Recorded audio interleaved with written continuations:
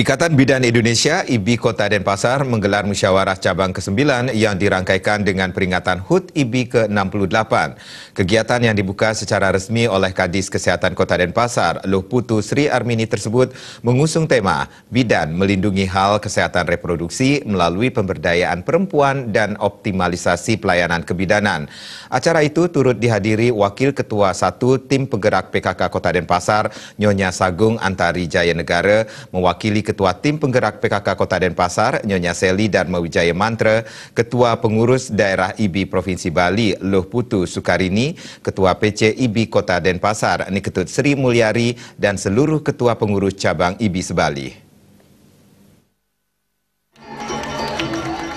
Dalam laporan Ketua Panitia, Loh Suwarmiati menyebutkan, berbagai kegiatan telah dilaksanakan serangkaian perayaan HUT IBI ke-68. Muscap IBI ini merupakan forum musyawarah tertinggi organisasi IBI di tingkat kabupaten kota, wahana konsolidasi, dan pembinaan di tingkat ranting dan anggota yang dilakukan sekali dalam satu masa bakti kepengurusan. Muscap kali ini diselenggarakan dengan tujuan memilih pengurus PC IBI Kota Denpasar periode pengurusan 2018-2023. Dalam sambutan Ketua Umum IBI yang dibacakan Ketua Pengurus Daerah IBI Provinsi Bali, Loh Putu Sukarini, disampaikan berbagai tantangan ke depan dihadapi para bidan dari dalam maupun luar organisasi.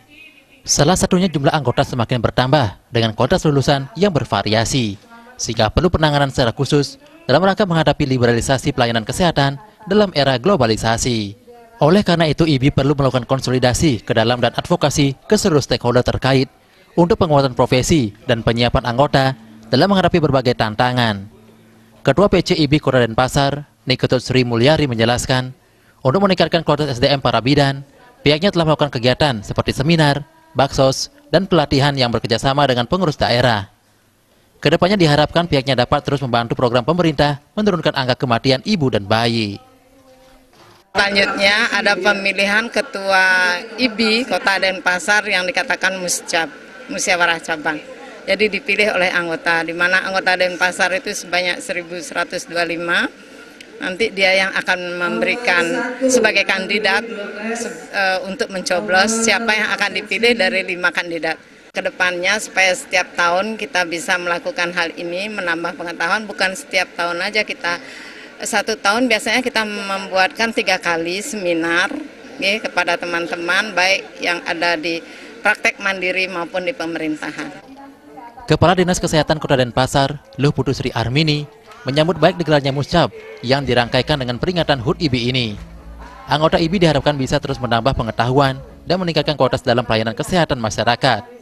Para bidan juga perlu melakukan kolaborasi maupun sinergitas dengan tenaga kesehatan lainnya dalam memberikan pelayanan kesehatan, khususnya kematian ibu dan anak yang kerap menjadi indikator.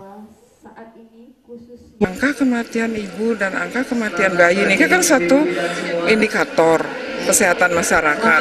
Ini harus diturunkan gitu. Jadi sehingga mereka ini harus sinergi jadi dengan tenaga kesehatan yang lain jadi dengan dokter misalnya, dengan internis dan sebagainya, karena ada penyakit-penyakit yang menyertai ibu hamil itu. Peserta muscap terdiri atas pengurus harian PC IBI Kota Denpasar dan anggota PC IBI Kota Denpasar yang mewakili ranting Rumah Sakit Sanglah, RSUD Wangaya, RSAD, Rumah Sakit dan Klinik Swasta, Puskesmas di wilayah Kota Denpasar, institusi pendidikan kebidanan negeri dan swasta, serta praktik mandiri bidan di Kota Denpasar. Dalam kesempatan tersebut, seminar juga digelar dengan narasumber IGD Budiarde yang membahas topik tata laksana pemberian cairan pada kegawat daruratan maternal. Halid Setiawan, Bali TV.